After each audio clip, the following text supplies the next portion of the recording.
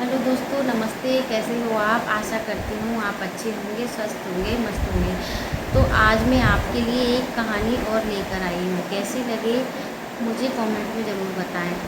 तो देखिए दोस्तों, एक बस थी जो बहुत दूर जा रही थी, यात्रियों से भरी हुई थी। रास्ता बहुत ख़राब था और बिजली बहुत तेज़ी से गरज रही थी। ऐसा लग रहा था कि जैसे आज ये बिजली बस के ऊपर गिरने वाली है। तो ड्राइवर को लगा कि इसमें कोई एक यात्री ऐसा है जिसकी वजह से आज इस बस के ऊपर बिजली गिरेगी। तो उसने 50 किलोमीटर की दूरी पे बस को रोक लिया। वहाँ एक पेड़ था, तो उसने कहा सभी यात्रियों से कि सभी यात्री में से एक एक यात्री निकलकर और इस पेड़ को स्पर्श करके आओ, जिससे क्या पता चलेगा कि जो यात्री होगा जिसकी वजह से आज ये बस के ऊपर बिजली गिरने वाली है, उसको पेड़ को छूते ही पता चल जाएगा कि बाकी सब सुरक्षित हैं। तो एक एक निकल के जो सबसे पहले एक यात्री निकला, उसको लगा कहीं मैं तो नहीं हूँ, मेरी वजह से आज ये बस के ऊपर बिजली गिरने वाली थी। उसने पेड़ को छुआ तो वो बच गया। उसे लगा कि नहीं, अब मैं नहीं हूँ।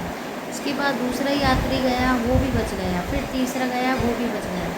सभी यात्री एक एक करके उस पेड़ को छूकर आए जिसमें एक यात्री बचा था। बाकी सभी अपनी बस पे चढ़ गए। फिर क्या हुआ कि सभी को लगा कि सभी आ गए, लेकिन एक यात्री है जो अभी पेड़ को स्पर्श करके नहीं आया है। उन्हें लगा कि यही है वो जिसकी वजह से आज ये बस के ऊपर बिजली गिरने वाली थी। तो सभी उसको ऐसा समझने लगे कि यही है।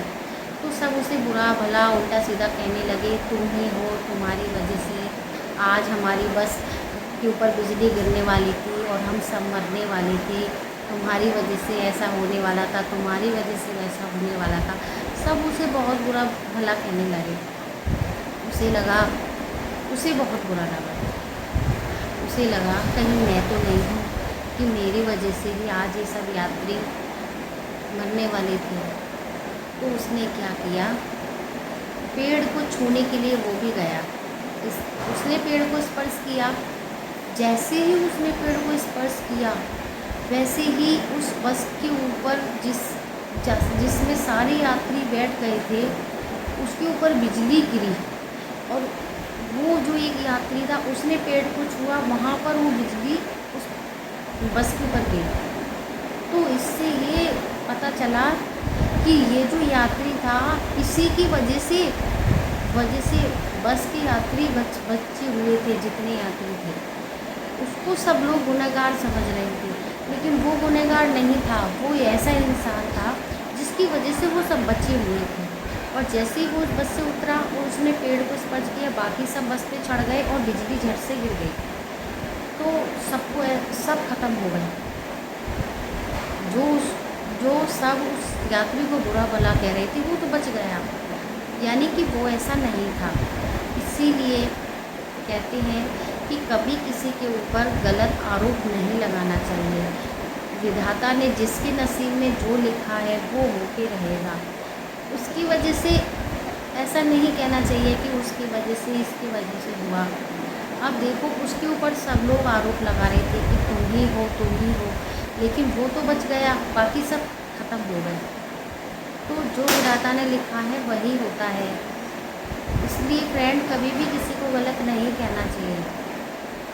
और जो होना है वो होके ही रहता है। बस आप अच्छे कर्म कीजिए, आप सबको सहयोग दीजिए, हैं, आप सबकी सेवा कीजिए और अपने माँ बाप की सेवा कीजिए और सबको प्यार दीजिए, सबका आशीर्वाद लीजिए। आशीर्वाद से बड़ा कुछ भी नहीं है। आप सबकी दुआएं, आशीर्वाद लेंगे ना, तो वो चमत्कार होगा आपकी ज़िंदगी में कि आपने कभी सोचा नहीं होगा। इसलिए हमेशा सबका आशीर्वाद, दुआएं लेनी चाहिए। दुआएं तो बहुत बड़ी होती हैं बुज़ुर्गों की या किसी गरीब की। किसी गरीब को 2 वक्त की आप रोटी खिला दो, हैं, तो उसकी बहुत दुआ लगती है। आपको मेरी कहानी कैसी लगी मुझे कमेंट में ज़रूर बताएं और मेरे चैनल को सब्सक्राइब ज़रूर करें। बाय दोस्तों।